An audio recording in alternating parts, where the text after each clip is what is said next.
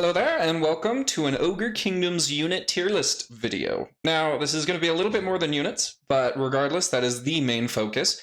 We're going to be mostly focusing, well, I'm just going to say battle. This will include campaign aspects for sure, but overall, I'm just focusing on the raw unit stats. So a lot of things that go into campaign, like unit buffing and things of that nature, probably won't be taken too much into consideration. But if you're a multiplayer player or a campaign player, I do think this unit tier list will either be interesting or helpful for you. Let me know if you have a disagreement with any of my ratings down in the comments. So, without further ado, let's get started. I think the DLC's been out long enough for us to have a pretty good idea as to what is strong, what isn't. This is my own personal preference. Ogre Kingdoms are probably my second most played faction, right behind the Beastmen, so I'm pretty confident with at least my own opinions here. But you are, as I said before, more than welcome to challenge me on them. Hopefully, a lot of these units do get nerfed. Or buffed for that matter. I've been expecting some patch notes, and they just haven't really been coming. So it's the beginning of the year. CA's kind of slacking a little. Not really. I'm happy with all the stuff they've come out with, but regardless, hopefully changes will come in the near future. Let's get started. So, starting at the bottom, we have the Gnoblars. 200 gold. These guys are the dirt cheap, absolute chaff of the roster, and they are pretty darn incredible for what they do. That being said, there are Gnoblars that are still relatively cheap that do the same job and much better. So, at least in campaign, I would say that the cost doesn't really matter that much. I mean, it's a good unit to have because it's just spammable and you don't have to build buildings for it. But money doesn't matter too much, so you can get better chaff. They are B tier in my opinion. They have their uses, and I don't fault anyone for having them in their army just because they're basically zombies or skeletons, right? You fill up the holes, the gaps. It is what it is. Great unit. But, it could be better. And so if we move along, the Gnoblar Trappers are definitely an A tier. They're a tier above. I would be tempted to put the Trappers in S tier. However, there are some egregious units on this tier list that definitely belong in there, and it just wouldn't feel right putting the Gnoblar Trappers in S tier. So S tier, we're going to say, is reserved for those overpowered, probably needs nerf units. So Trappers are great, though. I use them in all sorts of builds. I use them in campaign all the time. So I love Trappers. The biggest thing about them is that they have Vanguard, to me at least, Vanguard and stock. So they're not immediately targetable, and then they also pop up on your opponent really fast, which is really good when you're playing Ogres, because Ogres are faster than Gnoblars. So if you try to take generic with Gnoblars, and then you remove a front line with Gnoblars, and these ones don't have Vanguard, and you try to move Ogres with the Gnoblars, they're going to slow down your Ogres. So with Gnoblar Trappers Vanguarded ahead, by the time you're getting those Gnoblar Trappers in combat, the Ogres will have caught up, and then you have your chaff infantry to soak the damage. It just works a little bit better in my opinion. So definitely an upgrade, flat upgrade. Now we come to probably the more egregious of the Gnoblar units, the infantry units, is the Gnoblar Pigback Riders. I thought these guys were just going to be pure memes. Complete, not strong takes. Don't pick this for any reason other than you want the laughs. But boy, was I wrong. They are very potentially in the argument for some of the best units in the entire game. I don't really know where to start, but the biggest thing as to why they're OP and why I think they will remain in S tier, probably forever, maybe dipping to A, depends on the nerfs that they receive, but as it stands, I really think they're going to stay in S forever because they do not have a knockdown animation. So that means that cavalry, monsters, anything that runs into them doesn't push them over. And so they just stand and attack back. And they, in tandem with that, have a really high charge bonus for being a chaff infantry. So they trade up into pretty much everything. And they hold against pretty much everything. Like, they have their passive buff that gives them a little bit more staying power as well. That's not as consequential. Regardless, these guys are nuts. They're insane. Definitely need nerfs, but I'm pleasantly surprised, and I spam them in campaign. I take them over regular Ogres any day. I think they're way better unit. They're incredible. I love them. It's hard to hate them because they're what they are. They're a meme unit, right? You thought, oh, they're gonna suck. No, they rock. They're chads. They're potentially better than everything else on this entire roster. There's like one other thing here that would challenge them, in my opinion. Even then, that's a toss-up. I mean, these guys are so cheap. They're going to be in every single build.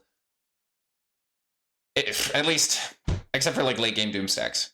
But they're basically early game Doom stacks themselves. So Noblar Pigback Riders are insane. Love them. Totally OP. It's hard to hate them. But yeah, they definitely need nerfs. Good news is, I don't think they will ever not be viable, because I don't think CA is going to make them knock down animations. DLC sold, you know? No touch-up really needed. And so there you have it. Regardless, top of the roster, probably the best unit. We'll get to that argument in a bit. Now we start with the Monstrous Infantry, which is pretty much half of the Ogre Kingdom's roster. We've got your generic Ogre Bulls. Now, I'm going to argue that these guys are A tier, just because they're the cheapest Monstrous Infantry pretty much in the whole game. I think animated Hulks. But, you know, I mean, that's Ogres, right? These guys are going to be a dime a dozen. They have the mass. They have the charge bonus you're looking for. They can totally wipe the floor with most chaff. They do what they're supposed to. You know, they do what you want. They're great. And they're not too expensive. So I like them. They're handy. I build them in pretty much all my armies as well. Their cousins, I think, go in the exact same place, the dual wielding and shielded variants. Basically, you're just paying a little bit extra for slightly different aspects. Dual weapons are great for, again, clearing chaff or maybe punching up into higher tier infantry. Whereas, which is something you're going to deal with a lot as ogres. People are going to be bringing spears and halberds against you all the time. Those are kind of your pain points. So these guys help with that a little bit. And then the shielded variant is good against archers and has higher melee defense. So, you know, a bit more staying power. Can't complain. Neither of their costs increase are too egregious. The only reason I would pick one over the other is because it's either matchup dependent or I just don't have the extra bucks to spend. So I just go with generic ogres. Regardless, A tier units, awesome. Spam them, love them. Don't hate it, can't hate it, they're awesome. Then we have the Gorgers. These guys are a little more situational. They are great. I do like having them in almost every build. They used to be S tier, they used to be broken, and then they took a really big hit and fell down. Right now, they're viable. I think they're good. That being said, campaign, they have like no staying power at all. No staying power at all. They are unbreakable, but they, you know, wet paper bag. They get shredded. So not long lasting. They're going to get killed in auto resolves. And then when you're playing multiplayers, they're really only good for ambushes. As much as a threat as they are not a long lasting threat. So they don't really make your opponent sweat too much or worry too much. Regardless, they're very good in certain situations. Against artillery heavy factions, I take them pretty much every time. So definitely a place for them, but not in every situation. We're going to leave them in B. So happy with that. Iron Guts. Oh, I want to love Iron Guts so much. I really do like Iron Guts. Aesthetically, they're the perfect ogre, in my opinion. I just think they are Ogre Kingdom poster boys.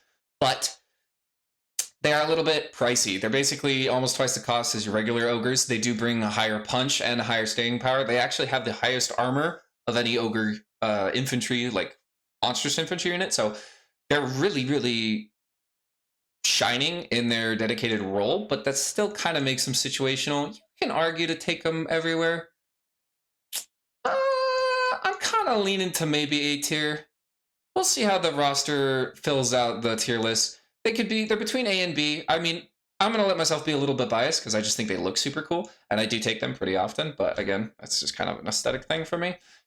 I'm going to put them in A tier. They are great. It doesn't feel too bad to have them on your roster, but when you're feeling the pinch of gold and trying to afford more things, at least in multiplayer battles, they're probably one of the first things you drop. So it's hard to say that they're too crazy good, but you know, I'm going to let myself be biased, at least for the first half of this video. Yetis. Not so much the same. You know what? We'll put them next to the Gorgers. They're basically the exact same situation, as in they are very... What's the word? Situational. Yeah. You take them in certain matchups, you don't take them in others. They have magical attacks, which is really, really good. Frostbite is super nice for tying stuff down. And they are pretty quick. But, I mean, that's Ogre speed, I believe. So there's not too much of a difference in taking them or another monstrous infantry unit besides their actual attack profile. So Frostbite and magic, is super useful in certain matchups, not super useful in others. And they are a little overcosted in my humble opinion, so I tend not to take them unless I really feel like I need that magic attack. Regardless, not bad. I'm not complaining. I would like some buffs, but it feels disingenuous to put them in C, so we're not gonna do that. Maneaters. This is gonna be the first C tier unit, in my opinion. And it is their profile. Basically, they're low armor. They do have high HP, but they're low armor and they don't have shields. They really don't have any defensive properties, and they're really expensive for what you're buying. You basically get the same thing with Iron Guts, but they're tankier. So Maneaters, I think, are C tier. I'm not sure if there's buffs you could necessarily... I mean, price decrease is probably the buff, I would say. They're great. I do love them, but they're just so expensive, and they don't do anything unique, and they die fast. So C tier for now. Their cousins, however, are pretty dang good. The shielded variant, definitely a bit better. They have a really high melee defense. I believe it's above 50. And they're shielded, so a little bit tankier, a little bit more of staying power there. They're kind of matching Iron Guts, though they have more just stat checking ability. They're going to beat more things, you know? And so they're great. We do love them. But again, they're still kind of squishy for how expensive they are, so I typically don't take these guys unless I'm feeling really confident. Now, great weapons, I think there is a huge case for these guys. They're pretty bonkers. If you've watched my Beastman tier list video, they do the same role as Minotaur's great weapons. They'll kill pretty much any single entity you throw them at. So they're very, very good monster killers. Very, very good into cavalry as well. You can't complain with these guys. They're absolutely awesome. They are squishy, though. You want to keep them on your flanks and away from Skirvish Cav, which makes it kind of situational. However, when they get their fights, they will always deliver, and you never want to throw them into a situation that, you know, isn't good for them. So I would only take 1 or 2 of these, but I take these guys far more than I take any of the other 2 Maneaters, melee, generic variants. I don't know what I'm saying. Now, Goldfax Maneaters, these guys... All right, hot take. This is my hot take. My hot take for this tier list video. These guys are S. They're fetching bonkers, dude. Their stats are so crazy. They have high armor. They're not quite as high armor as Iron Guts, but they have more HP, so they basically make up for it. They're tankier, I think. I mean, they have better stats, too, so they're not going to take a beating from as many melee targets. They're absolutely insane. And they're Vanguard, which means you can just put them on top of your opponent almost instantly. They almost do as good against large as these, well, maybe not these great weapons, but basically all the other ogres or man-eaters. They do better, and they're insane. They're really expensive, but man, it doesn't feel bad paying. I don't mind paying the premium for this unit. Their stats are incredible, and the same goes for campaign. Like, I can doomstack these guys all day. I love them to death. They're insane. I can't get enough of them. The Vanguard is so strong, and the fact that they are just... they're stat checkers. Like, they will beat anything in melee, almost. Like, obviously, there's some hard counters, right? Dedicated anti-large, monstrous infantry of that nature. They're gonna womp them. But you throw these guys against like most halberd units, probably all halberd units, maybe not like the core ROR, but you could throw them against like Blackguard and Nagaron, and they'll mincemeat them. I don't know that they'll trade up. Like, you might actually trade even, so the Blackguard are kind of, you know, technically paying for themselves. But like, these guys will win. They're insane. They're nuts. Love them. I think they're S tier. It's very much a niche pick. Like, you don't see them that often. I think they're slept on. I think you could see them way more often if people just had the balls to pick a, you know, more expensive monstrous infantry.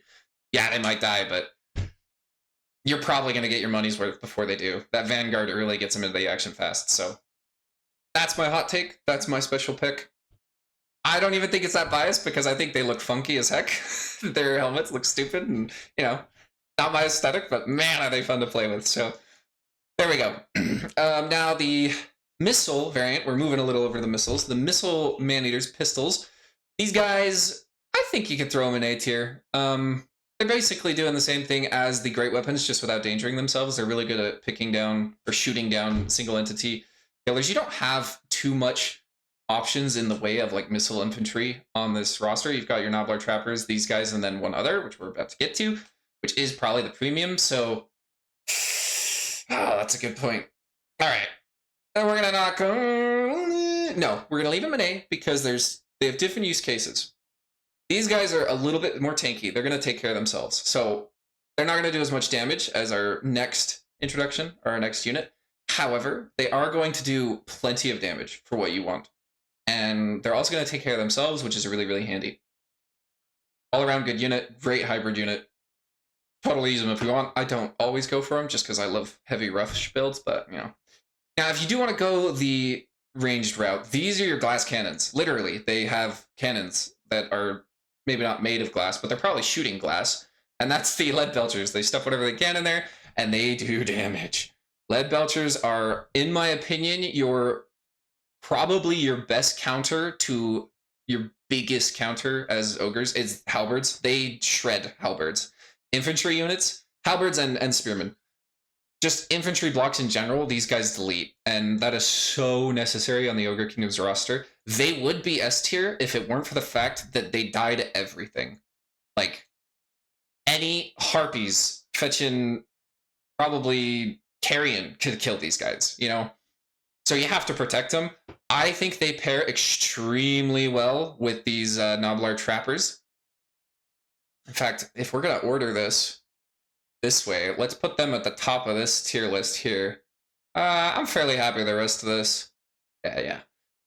Regardless, these guys are nuts. They're borderline S tier except for how squishy they are and how easy it is for your opponent to remove them. If your opponent has cannons, they won't exist. They literally just won't exist that fight because your opponent's going to shoot them off the board. It is what it is. Regardless, they are your absolute #1 piece that you use for removing halberd blocks, and I love them. They're great. They're awesome. Super big fan. Take them whenever you want. No hate. Moving on to Sabertusk packs. These guys would be amazing. I have one big problem with Sabertusk packs. I'm going to put them in B because you can't complain. They're 500 gold. They do what they need to do. Rampage is annoying, but the biggest thing I hate is they don't have Vanguard. It is so annoying not having a Vanguard moving piece, or it was for the longest time. The fact that I couldn't threaten like an opponent's backline early on it just drove me nuts. So like these guys were so close to filling the role I think they should fill. They're not bad. They really aren't.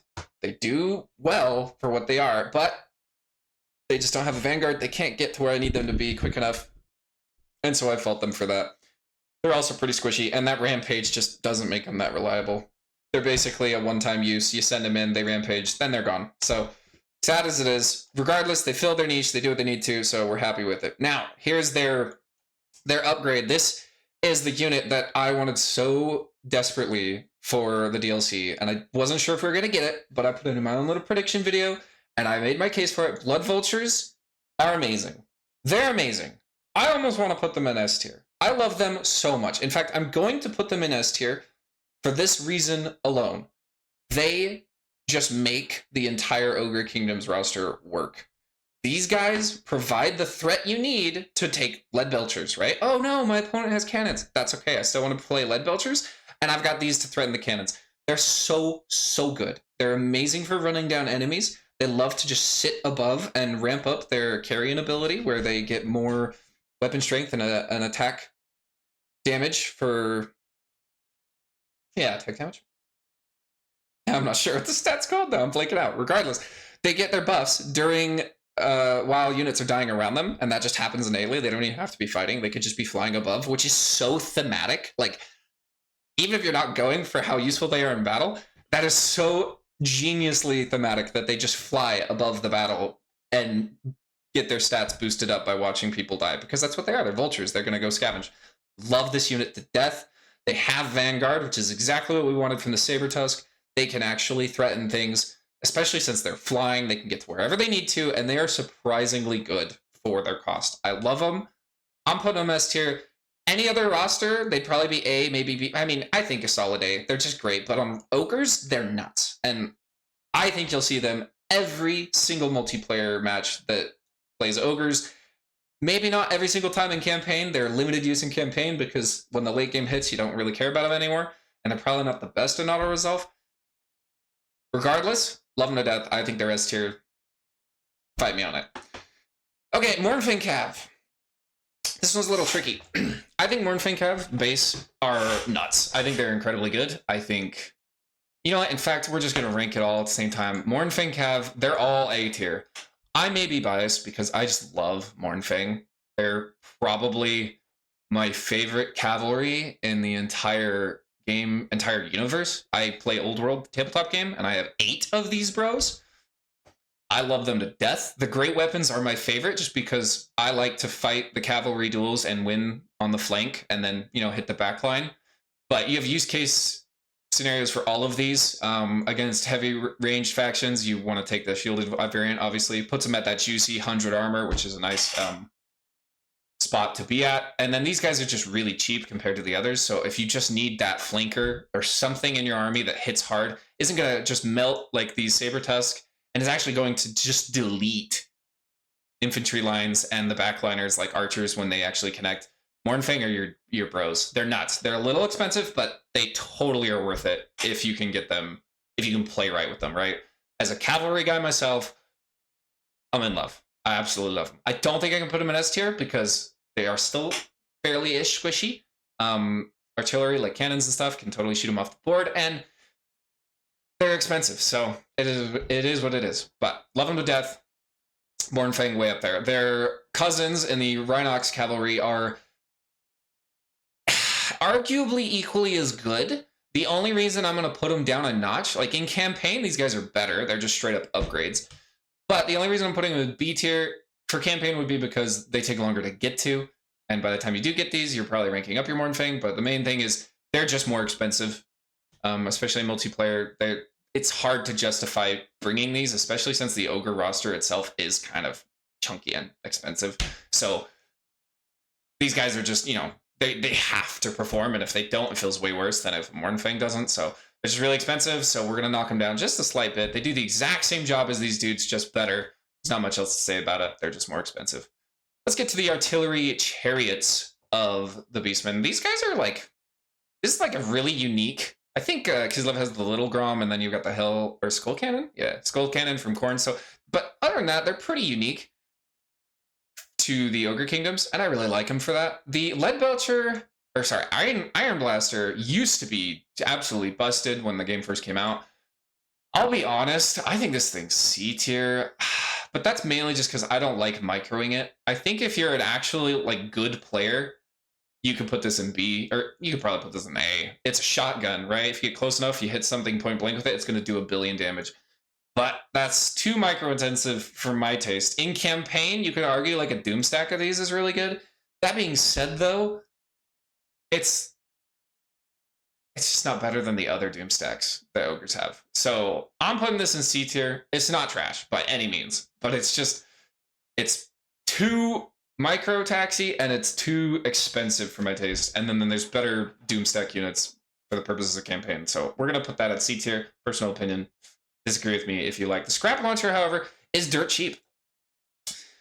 I would be so tempted to put this thing in A tier. The only reason I don't is it's so unreliable. It can miss. It misses more than it hits. It misses all the time. Now, when it does connect, it can actually feel pretty good. But for 900 gold, you're only hitting infantry with it, and in most cases, those infantry aren't worth the cost. Most people aren't spamming elite infantry, and then this doesn't actually have the highest armor piercing values anyway. So it doesn't really, need to be there. It's not bad, but you don't need it. So that's why we're going to just sit it in a nice even B. It's cheap, so that's the big reason it's above the Iron Blaster, in my opinion. All right, moving to Giants. Giants are storied. They have been through so many meta shifts, so many, not iterations, because they've been the exact same, just increasing buffs to them to the point that, they're A tier. This is just such a good melee unit. You don't take it. It's situational, kind of like these two units here, but the reason it goes in A is because it's so hard to answer in comparison. A giant, you take a giant against a, not Khorne, Vampire Counts, right? No ranged units at all. They have nothing that can just shoot this thing to bits. So it gets to do what it wants. And it's kind of quick. It's going to outrun at least infantry, right? And so it's not the slowest thing on the board. It is really slow. But when you're not trying to dodge shots and stuff, it's a game winner. So it's really good to fit these in when, the matchup calls for it. And then they're insane. That being said, In campaign, I mean, even in campaign though, they're really like what, tier 3? They're super fast to get, and then they're pretty dirt cheap for a monster. At least for the stats of this kind of a monster. They're nuts. So if you're going for like a budget doom stack, these guys are your dudes. They're crazy. That being said, don't take them against ranged factions. Heavy ranged will absolutely obliterate them. So, I mean, that should be obvious, right? Goes without saying. Oh, now that I look at this, I almost want to change my mind because the Stonehorn's definitely better. We're going to move the Stonehorn up here. We're going to do both Stonehorn variants. It's tricky to say which one's better than the other just because, I mean, the Harpoon is obviously better. It's just more expensive. Stonehorns are awesome. This is the old Doomstack unit. It's been outshined, but you can't go wrong with it. The only reason this could be an A is because something else is way better than it. I don't know if it was ever an S tier, though. That being said, the Hunter with the, at least in multiplayer, with the Thief Stone, the Invis ability that basically makes the Stonehorn stock, is broken. That thing's S tier, so that's still in the game. So that's definitely going up into S tier, but we'll get to him in a minute. So regardless, Stonehorns are awesome. If you see them in like competitive, you probably see them on a Hunter. In campaign, totally spam them. Go nuts. That being said, they do have a much better doom stack, the Ogres do. And that is the Thunder Tusk. This thing released, and it is literally just a Stonehorn, Harpoon Launcher, and the Hunter Thrower on top of it. You got 2 riders. They're going to deal so much damage from range. And it has its big giant snowball it shoots. And then it's basically as good in melee. I mean, I don't even think it's worse. I think it's probably as good in melee, potentially even arguably better. This thing's broken, and this thing's probably these are the top 2 units: the Noblar Pigback Riders and the Thunder Tusk. I don't know if I said Stonehorn initially, but the Thunder Tusk is potentially the strongest unit on the roster. The only reason I will say it is not is because it is so expensive. So, I mean, it's totally worth every single penny, but your build will start, centralizing around it. And it's the absolute doomstack at the end of the day for the Ogre Kingdoms roster. Now, I still think the Noblar Pigback Riders are arguably better. But, if you're a campaign player, don't even worry about it. Just take these. Once you get a hold of these, this is all you build for the rest of the game. They're insane. They're broken. They're so strong. They need nerfs, but I love them regardless. I'm biased. Stonehorn's broken. Oh, and they have Frostbite and Chilling Aura, so that's like a crazy good slow debuff. So these guys just shut stuff down. If something gets into melee with it, it's not leaving, which is amazing, especially for ogres. It's almost like a rampage. It's great. Okay. Moving on to the Regiments of Renowned. We've got the Boglars bros. These guys are really only good on water maps. But in water maps, they are crazy good. So we're just going to put them in B with these other situational guys. Right up here with these. I mean, they're even more situational than these two, so we'll put them behind that. But they're great. They do what they do. They have crazy good healing in water. So if you're on a water map, or if you're trying to play that game, they shine. They're crazy. They're nuts. Here's your most broken unit in the whole game. Okay, maybe not the whole game, but definitely most broken unit on the Ogre Kingdoms roster. This is these Bretonnian Noblar Pigback Riders have basically a dazed effect. When they hit combat, they're going to debuff as well as they have everything that the regular variant has. And then they have an insanely high charge bonus. And I think they have silver shields. So they are tanky and they kill stuff. And they're just nuts. They're broken. They're absolutely broken. They need nerfs. I love them because, again, it's meme on top of meme. And it's somehow the strongest Muslim unit. It's so hilarious. So, most broken unit by far. Eshin Maneater. I don't have an opinion on this guy. I think he's kind of funny. I think they needed to go further on the joke because his animations get kind of...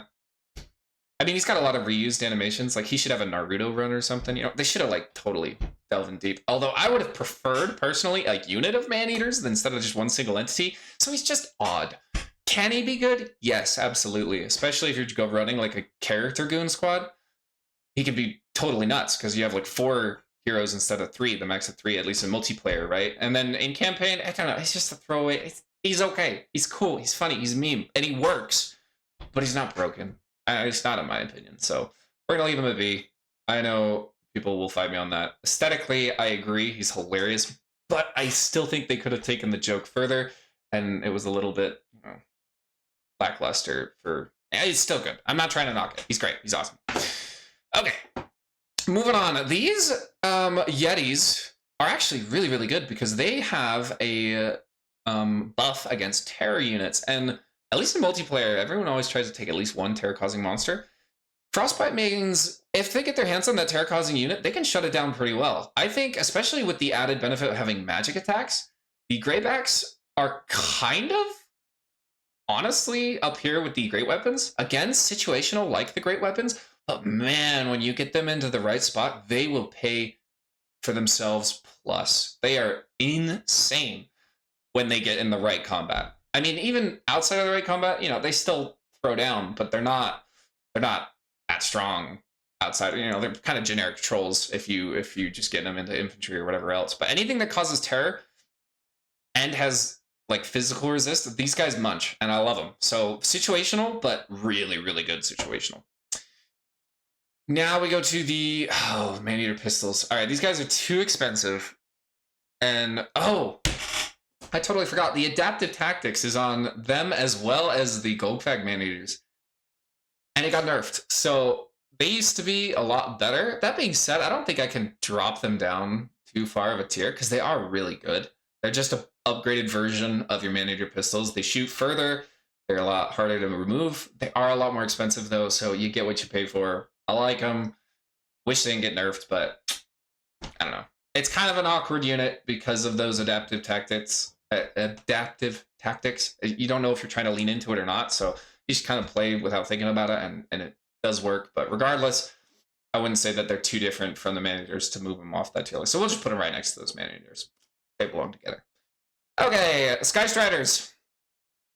S tier. They're nuts. They're only a few hundred gold more expensive than your typical Crushers, which kind of does away with their expensiveness. I mean, they're crazy expensive, don't get me wrong. But like, if you ever want elite cavalry, don't take Crushers. Take these guys. Because these guys hit so much harder. They literally have higher weapon strength. They have the missile. They basically are these two combined. They have the missile resist to these dudes. In fact, it's not even shielded, so they actually have missile resist against like artillery as well, not just small arms fire. And then they have the great weapons of these dudes. So you're getting both benefits. They're insanely strong.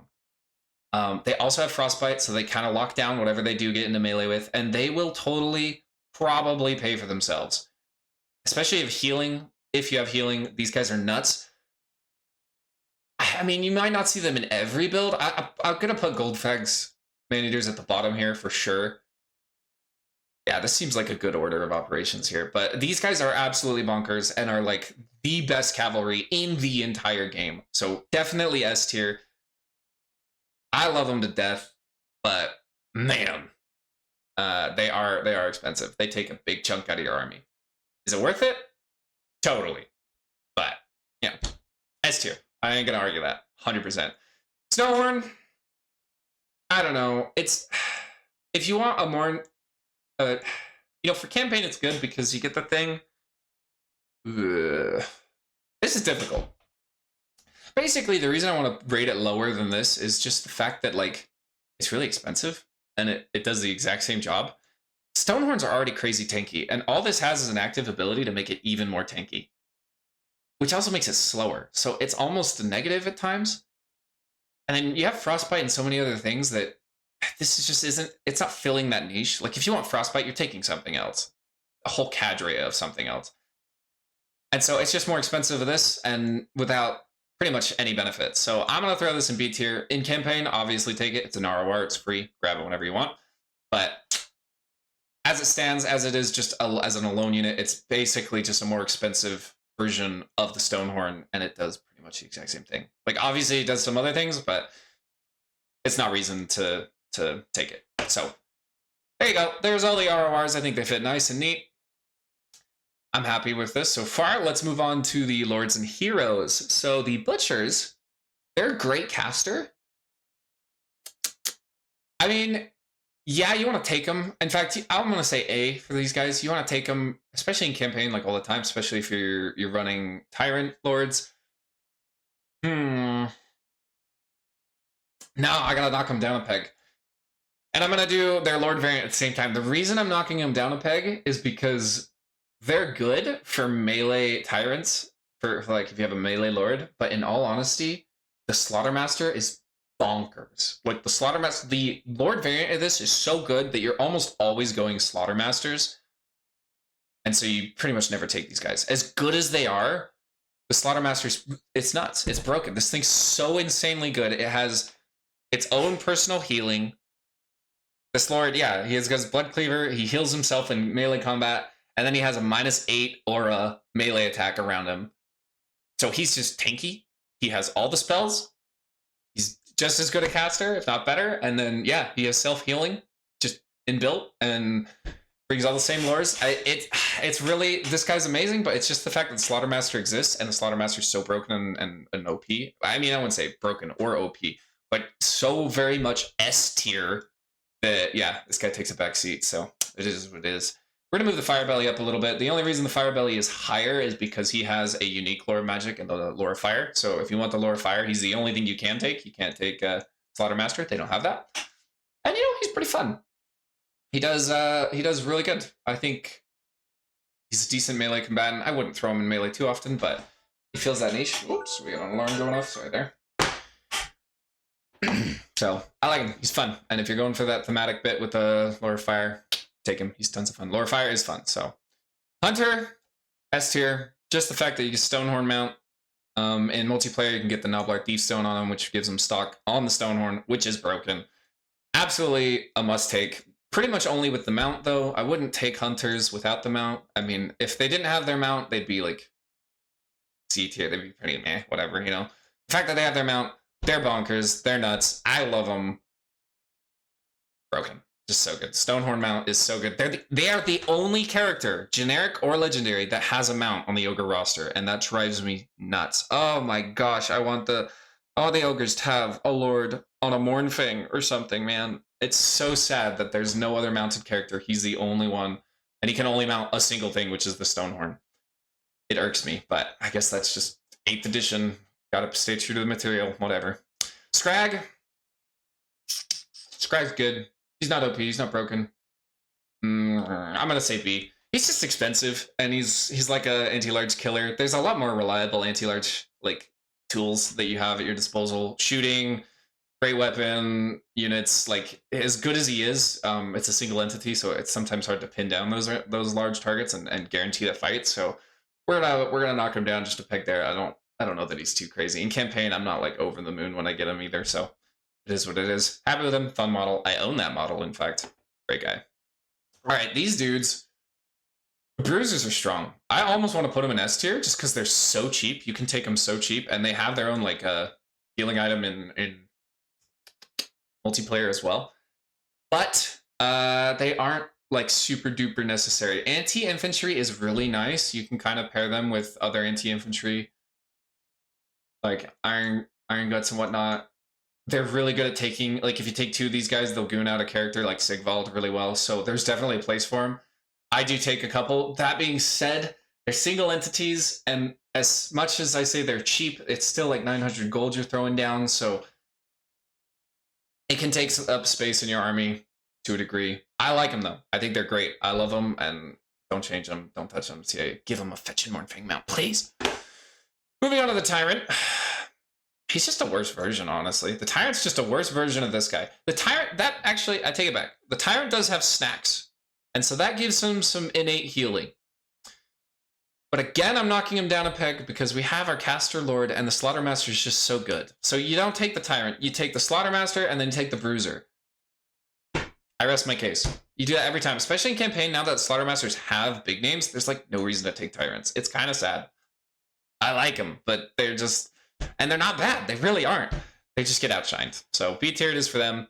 Paymaster is a slightly different story. I don't know. Tier list is going to look a little ugly here, but he's A tier. I don't think I can put him in S tier. The only reason I do that is... The only reason you really take him... No, you know what? Yeah, this is difficult. We're leaving him an A. And the only reason you're taking him is mainly for his upkeep reduction. But ogres get so much gold, it kind of stops mattering at a certain point, and so that's his big selling point. He does have a lot of buffs, and that's good, but you can get those through items and whatever else. In multiplayer,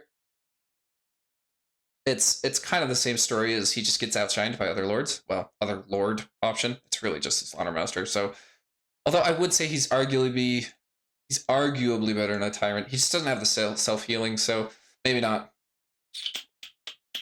Yeah, we're gonna put him in B tier. It feels bad, but honestly, the fact that you just get so much money off of camps when you start rolling, and you don't need tons of money to build the amount of armies you need to get started with Ogre Kingdoms. But by the time you're just rolling in dough anyway, like late game, the upkeep it doesn't matter that much. So whatever. B tier. I like him. He's cool. I do love the upkeep reduction. He's great in mid game for campaign. But other than that, we're gonna leave it. We're gonna leave it B tier. A little bit sad. Yeah, I'm getting depressed. Okay. There's no D tier. What am I talking about? This is great. This roster is amazing. So I may have just shot myself in the foot. Okay, C tier, Scrag. He's C tier. He's slower than Slaughter Masters, and I don't think he has any innate healing besides. Does he get it from his cauldron? I don't think he does. The cauldron's good, and he has like the moss, so he can stack the cauldron. But the problem is, like, he has good spells. He's just so slow. He's a slower, bigger target than the Slaughter Master, and I mean that really affects you when you're playing ogres because you can't move him up with your front line as well. And then, unless you're running him with Gorgers, he's not really doing anything else for your army. So he's just a worse version of the Slaughter Master. And the fact that he's a legendary lord, it's just, man, it's pitiful, dude. He should be better than this guy, and he's not. He's worse in almost every way, except for if you pair him with Gorgers. So, yeah, C tier. It's sad. Scrag needs buffs, for sure. Here's our lump of lard. I love Greasus. But my goodness, did CA absolutely butcher this guy? He is so bad. Greasus is just, he's so bad in every way. There's nothing good to say. It's sad. He needs a whole visual rework. That cart is pitiful and stupid and garbage. I hate it. Get rid of it. I hate seeing it on my screen. He sucks in melee. He can't animation connect with almost anything. He's got buffs, I guess, but he's like a fat, super duper slow lord. He's basically Noblar speed, and he gets shot to pieces. There's no defense. He's just terrible. He just sucks. Like, the only time you will ever see him in multiplayer is maybe against like vampire counts where nothing can shoot. You know, kind of like the case for a giant, but he's taking up your lord slot, and he's more expensive. And he's just so sad to look at. He's so sad. This is by far, for me, one of the worst things CA has ever done. Greasus. It's so ugly. It's so sad. I mean, it's not good ugly, okay? It's not what Greasus should be. He's too fat. Or he needs to be fatter. He's too stupid. He's dumb. I don't like it. And he doesn't do anything. Alright, I'm not gonna go on about it. Greasus is sad. I don't wanna dwell. Man-Eater. Honestly, he's like a better tyrant. He has his own healing, kind of like the tyrant, which is really, really good. He does have a pistol, so he's got some, what's the word? Dynamic play there. He can kind of kite around. He's pretty dang good. And he has Vanguard, so he matches really well, especially with his Man-Eaters. And he's a unit. He'll fight pretty much everything. So, gotta love him. I'll throw him up there. I don't take him all the time, but he's definitely better than the tyrant. He's a higher tier than them. And then, yeah, we'll leave it at that. Moving over to these factions, Goldfag is broken. His faction and campaign is absolutely busted. It doesn't even feel like you're playing Total War because you don't obey the rules of anyone else. And I love him, but he can teleport, and you can just game the crap out of that. You can use it so menacingly. You can teleport to someone as a contract for him, cancel the contract, and then just immediately declare war on them. He's nuts. He's absolutely nuts. Factions can't decide if they want to like deny your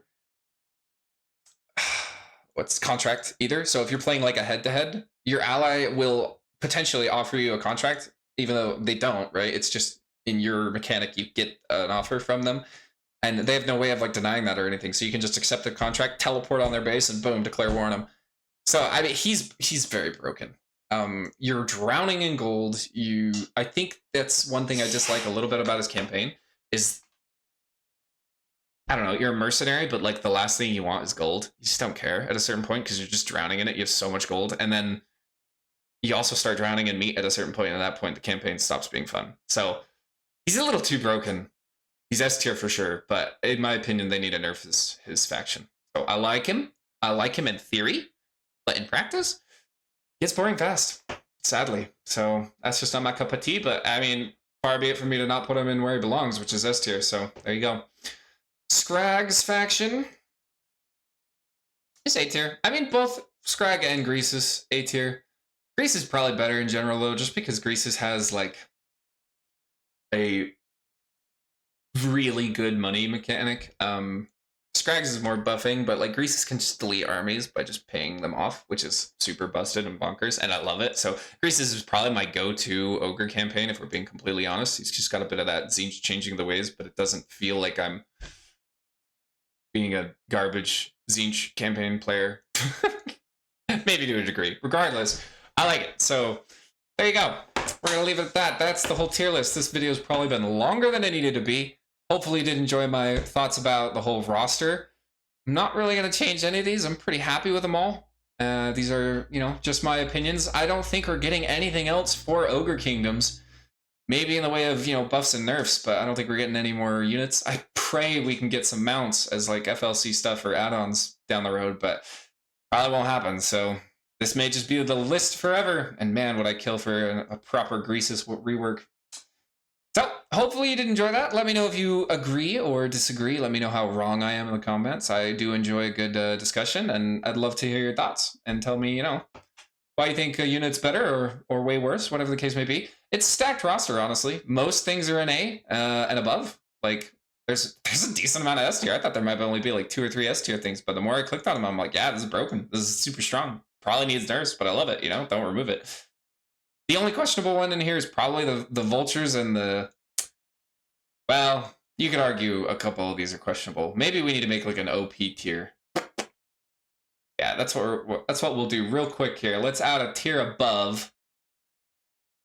Add a row above. Oops. Not what I want. There we go. And we're gonna name this the OP tier. This is always good because then people are like, that's not OP, and it generates more comments and traction for videos. There you go. These are absolutely broken OP. They need nerfs. Everything else is arguably balanced. Well, there we go. Okay, there you go. Happy with it. Hopefully you did enjoy my list. And yeah, I will finally stop talking. Too long of a video. I apologize. And I also apologize for if my audio's kind of finicky. I just can't figure the dumb thing out. And I'm done trying to, so we're just going to keep posting videos. Hopefully it gets better as time goes on. All right, I'll talk to y'all later. Thanks for watching. Bye.